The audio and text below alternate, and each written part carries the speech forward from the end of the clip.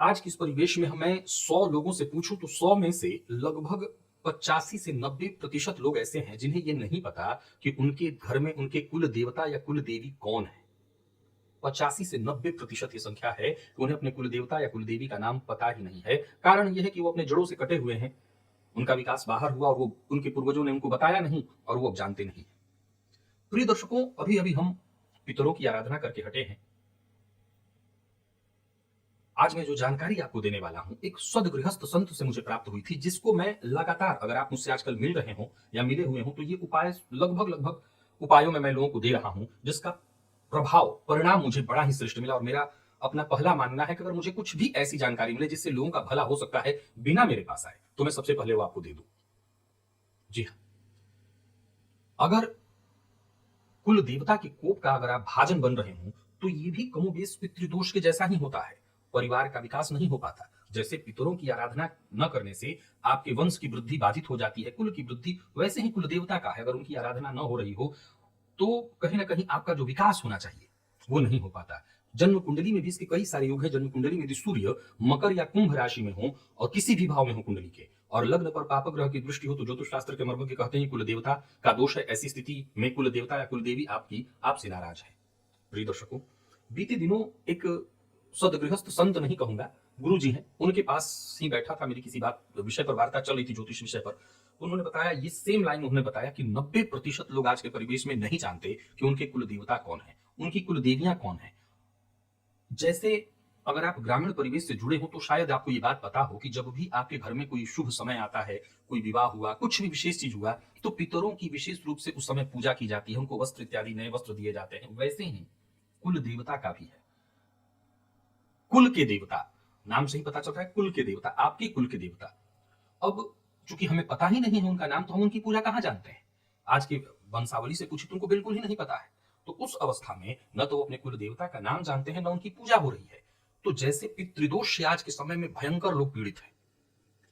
आप अगर आज के समय में ज्योतिष के अलावा थोड़ा सा बाहर निकल करके देखें, देखिए, ज्योतिष जन्म कुंडली को आप अगर देखते हैं तो ये एक आईना है। मैं हमेशा कहा करता हूं, जैसे अगर किसी की जन्म कुंडली में सूर्य पीड़ित है तो इसका ये मतलब नहीं है कि इस जातक के जन्मने से उसके पिता को कष्ट होगा। इसका ये मतलब है कि जातक को या तो पिता का सुख कम प्राप्त होगा या उसके पिता को कहीं ना कहीं संघर्ष और परेशानियों का सामना करना पड़ेगा। यानी जन्म कुंडली को आप बिल्कुल एक आईने की तरह इस्तेमाल करिए। जन्म कुंडली न तो आपकी समस्या को देता है न लेता है, वो एक आईना है जो बताता है कि समस्या किस तरफ से हो सकती है। तो उसी में हमें कई बार पता चलता है कि शनि की 7.5 चल रही है, ढैया चल रही है, तो हम परेशान होते हैं। प्रिय दर्शकों, जैसे पितृदोष, आज के इस परिवेश में आप 100 में से 99, 100 नहीं, 95 और 80 नहीं, 99 घरों में श्राद्ध इत्यादि कायदे से हो ही नहीं पाता। इसमें कहीं भी दोष आपका नहीं है, क्योंकि श्राद्ध कराने वाले भी बहुत न तो जानकार बचे हैं। क्या लगता है, मुंबई में बहुत श्रद्धा के साथ और विधि विधान के साथ श्राद्ध होता होगा। जो लोग घर में गुजर जाने के बाद लोगों के बाल तक नहीं उतरवाते, वो क्या श्राद्ध कर रहे होंगे, वो क्या श्राद्ध कर रहे होंगे। धन कमाने के भागम भाग में घर में कोई गुजर गया, वो बाल तक नहीं उतरवा रहे हैं, वो क्या श्राद्ध करते होंगे। चलिए मान लिया जाए कि आजकल शहरों में विशेष हो गया है, इसको मैं भी इसका कोई पोषक इसको काटने वाला नहीं हूं कि रुदन का भोजन न किया जाए, आप किसी को नहीं खिलाते हैं, चलेगा, वो मैं मान लेता हूं। पर श्राद्ध श्रद्धा के साथ जो होना चाहिए वो हो रहा है क्या? नहीं, उसका दंड भुगत रहे हैं लोग। वंश वृद्धि बाधित है। 100 में से 60 घरों में ये कहानी चल रही है आजकल। वो वैसा ही है कुल देवता, ये भी वैसी ही स्थिति है। इनके भी अतृप्त और नाराज होने से आपका विकास बाधित हो जाता है। आजकल ये उपाय मैं ज्यादातर लोगों को, क्योंकि मैं जानता हूं कि ज्यादातर लोग पीड़ित हैं, इसके पीछे रीजन ये है। भले वो कुंडली में मुझे कुछ भी दिख रहा हो, लेकिन कारण है कहीं ना कहीं या तो कुल देवता नाराज है, पितृ देवता नाराज है। भाई, उनका भी आप पर हक है, अधिकार है। इस धरा पर जो आप आए हैं तो उनकी बदौलत आए हैं, उन्हीं का नाम आप लेकर के जी रहे हैं। हो सकता है आपने अपना नाम बदल दिया हो, अपने नाम के आगे अपना सरनेम चेंज कर दिया हो, पर भूलिए मत, आप शरीर से रक्त, मज्जा, मांस, खून इत्यादि को चेंज नहीं कर पाएंगे, बदल नहीं पाएंगे। ऐसी स्थिति में आपको सिर्फ एक काम करना है।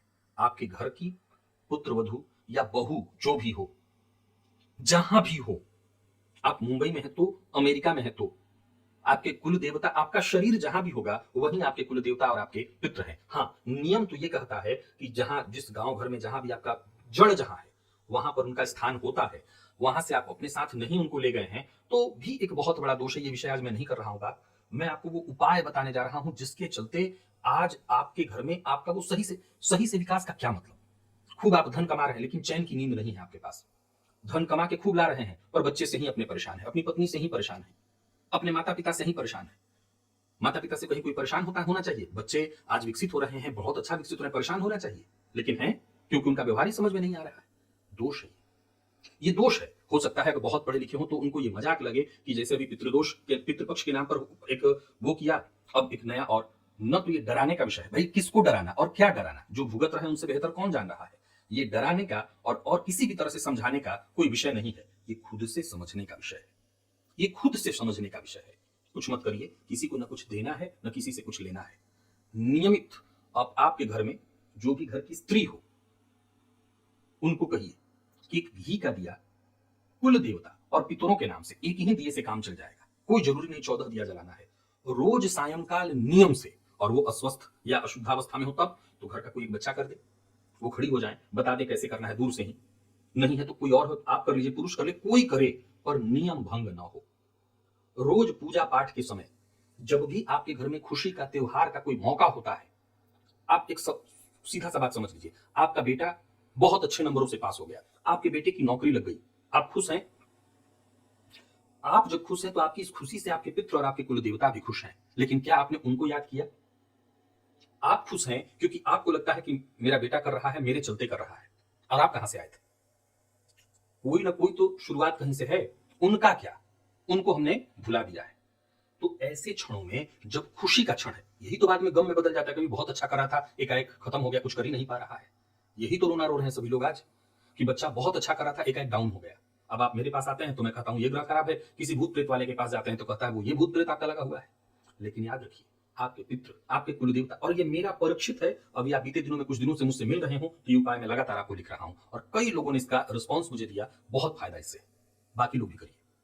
घर में सायंकालिक घी का दिया नाम से, ऐसे तो आप भगवान के नाम पर करते हो तो ठीक है, तब एक और आपको अलग जलाना होगा, वो अलग है। आपको किसी को दिखाना नहीं है, बस ध्यान करना है। और घर में चाहे तो पूजन स्थल पर ही साइड में एक जगह रख दीजिए और प्रार्थना करिए। और जब भी आपके जीवन में कोई खुशी का मौका होता है तो इस खुशी का हिस्सेदार खुद अकेले मत बनिए, अपने तो बनिए ही मत। ये हमारे पितरों की कृपा है, ये हमारे कुल देवता की कृपा है। एक बात सदैव ध्यान रखिए, अगर गणेश जी को आपने ये श्रेय नहीं दिया तो चलेगा, दुर्गा जी को आपने ये श्रेय नहीं दिया तो चलेगा, लक्ष्मी जी को ये श्रेय नहीं दिया तो चलेगा, और कुल देवता और पितरों को ये श्रेय नहीं दिया तो नहीं चलेगा। ये श्रेय उनको दीजिए। हमेशा याद रखिए, श्रद्धा का ही विषय है श्राद्ध। श्राद्ध को लोग आज तक ठीक से नहीं समझ पाए, ये विषय ही श्रद्धा का है। वो श्रद्धा दिखाइए कि आज मेरा बेटा जो कर रहा है, आज मैं जो कर रहा हूं, मेरे पितरों का आशीर्वाद है, मेरे कुल देवता का ही आशीर्वाद है, ये कहिए मुंह से। इसी से कल्याण